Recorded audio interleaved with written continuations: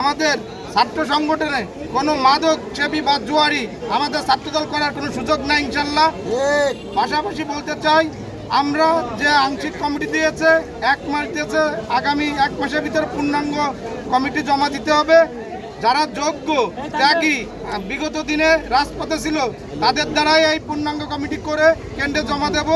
পাশাপাশি আমাদের ছাত্র দলের নড়াইল ছাত্র দলের কোনো বিভেদ নাই, আমরা একই ছাত্র দলের আছি এবং আগামীতে ছাত্র দলকে শক্তিশালী করার জন্য যা যা করণীয় আমরা একত্রিত হয়ে আমরা ইনশাল্লাহ তাই করব এবং নড়াইলকে সারা বাংলাদেশের ভিতরে একটা রোল মডেল ছাত্র দল হিসেবে প্রতিষ্ঠিত করবো ইনশাল্লাহ। যে থানা পৌর কমিটি যে বিলুপ্ত করা হয়েছে কয়েক মাস আগে, এই কমিটিগুলো স্বচ্ছ এবং জবাবদিহিমূলক কমিটি করবো ইনশাল্লাহ।